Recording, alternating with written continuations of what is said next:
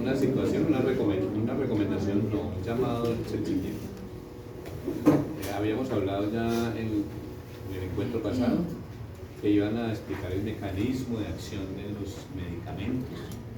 Allí está somero mencionado, no explicaron el mecanismo de acción. La pregunta de las evaluaciones es el mecanismo de acción. Ya hablamos del tetraconjugado. ¿Cuál es el mecanismo de acción de isoniazida? ¿Cuál es el mecanismo de acción de tambutol, de piracinamida y rifampicina? El de rifampicina no tenía por qué tocarlo porque lo presentaron hace 8 días, pero isoniazida y piracinamida sí, y el tambutol no está claro todavía. O sea que eso es una cosa que tenemos que tener en cuenta. En tuberculosis, aquí ya empiezan, se tienen que aprender las dosis. Las dosis se las tienen que aprender en tuberculosis. ¿Listo? Los programas de tuberculosis son liderados por los profesionales de enfermería. El médico lo único que hace es formularlos, pero la enfermería es el que debe administrar y hacer el seguimiento y llenar la ficha, ya sea manual o digital, como la tenga esa entidad territorial. La tuberculosis, como bien lo explicaron los compañeros, es una enfermedad que cualquiera de nosotros, por eso es tan peligroso mantener las ventanas cerradas, ¿sí? O usted venirse en un bus con la boca abierta y todo el mundo con la boca abierta. ¿Y quién controla eso? Se pone un tapabocas, cuando usted esté viajando en un tipo de cosas, excepto en un avión. Cambia en un avión. Porque en el avión, recuerden que la presión lo que hace es que mi exhalación la absorbe automáticamente la presión negativa y por lo tanto el vacío que yo tenga no alcanza a llegarle a la persona. Y dentro de los cuidados dice aislamiento respiratorio. ¿Qué es aislamiento respiratorio? Enfermeros, enfermeras. Pero en general.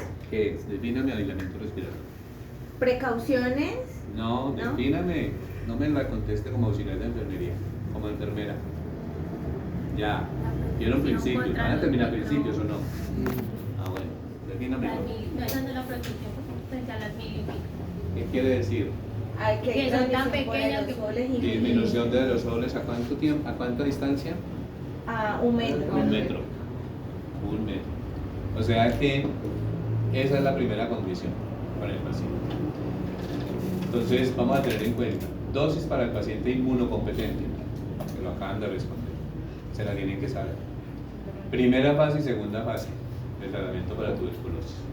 Dosis para paciente que es competente inmunológico, que es diferente el esquema. Dosis para aquellos que tienen menos de 25 kilos, que son los niños o pacientes desnutridos. Y mecanismo de acción de los 4 fármacos, excepto el tambutol, que ya no se sabe a ciencia cierta cuál es su mecanismo de acción, no está bien definido. Hay un esquema que yo dentro de estos días se los voy a recordar, para que tengamos en cuenta cuándo inhiben proteínas, cuándo inhiben pared, cuándo inhiben membrana, cuándo inhiben ácido nucleico. Tenemos en este momento las 7:30. Dentro de 15 minutos estamos terminando. Una pregunta. La primera fase, ¿qué tanto tiempo dura y la segunda? Dosis de la primera fase para paciente competente. ¿Puedo responder? ¿La qué, perdón? Primera fase, paciente competente. 56 dosis. Esa es la que ellos dijeron que nunca se va a modificar, siempre va a ser 56. ¿Y por qué había que explicar el mecanismo de acción? ¿Por qué había que explicarlo? Porque ustedes dijeron claramente que en la primera fase no doy retrovirales. ¿Por qué? Y es porque el retroviral también inhibe la proteína y el ácido nucleico. Y si yo doy retroviral que hace eso y doy antituberculoso que también hace eso, inhibe el crecimiento celular en ese individuo de todo. Por lo tanto, puedo generar un choque inmunológico en ese paciente. O sea, en vez de mejorarlo, lo puedo deprimir mucho más. ¿Listo? Porque ¿qué es lo que estoy haciendo? El paciente no se me va a morir de VIH. O sea, no se muere por el virus. Eso ya lo tenemos que sacar de la mente. El virus no mata. No mata. La tuberculosis mata. Por eso para nosotros es más importante que el paciente inmunocompetente, llámese VIH, llámese enfermedad renal, llámese hipertenso, llámese diabético, llámese cualquiera que tenga un lupus, cualquiera que tenga alguna osteoartritis, cualquiera que esté consumiendo medicamentos, el que esté en este momento aquí consumiendo AINES, ustedes aquí bien explicaron, ese es el cuidado de enfermería. Si yo estoy administrando un AINES, estoy disminuyendo la respuesta inmunológica de ese paciente. Porque acuérdense que el AINES, ¿qué hace? Inhibir ¿qué? La cascada de la ciclooxigenasa, y la ciclooxigenasa, la COX-1, COX-2 y COX-3 favorecen la respuesta inflamatoria. Y la respuesta inflamatoria es una respuesta inmunológica. Si yo la estoy inhibiendo y se me pega un tuberculoso, ¿qué hago? Aumento el riesgo de infección. Entonces, ese es el cuidado de enfermería. Usted nos explicaba que en la primera fase en los pacientes inmunocompetentes no se les da, por ejemplo, en los pacientes de VIH no se les dan antirretrovirales y en los pacientes de diabetes sí no les afecta. No hay problema porque aquí es la combinación de medicamentos, la interacción entre los medicamentos por mecanismo de acción. Por eso era que quería que lo tuvieran en cuenta. Entonces, ¿por qué estoy haciendo énfasis en esto? Muchachos, en tercero no les puede ocurrir. Ni pueden hacer exposiciones rápidas, ni pueden hablar enredado. No pueden, porque no puedes confundir ácido ascórbico con vitamina B6. El mecanismo de acción de estos medicamentos, en especial isoniazida de tambutol, es inhibir una enzima que ustedes, me imagino que en morfo, el que vaya mal en morfo o tenga débil conceptos en morfo, le tocó en diciembre ponerse a estudiar en enero. Porque para fármaco y adulto, morfo es al 100 y uno no entra a explicarle morfofisiología. Morfo 1 y morfo 2 es de entrada. Con la primera explicación, entra uno, sistema nervioso autónomo, y arranca a preguntarles. Entonces, ya lo vieron, ya terminaron. Que no lo vimos, que no, lo pasamos por encima, que no sé qué. Se evite conocidos. Es problema de usted, porque una parte es en clase y otra parte es en casa.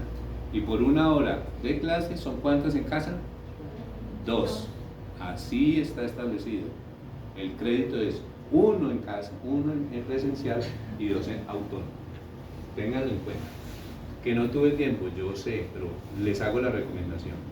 Porque tercer semestre, fármaco y adulto, eso se vuelve la hora de llegar. ¿Listo?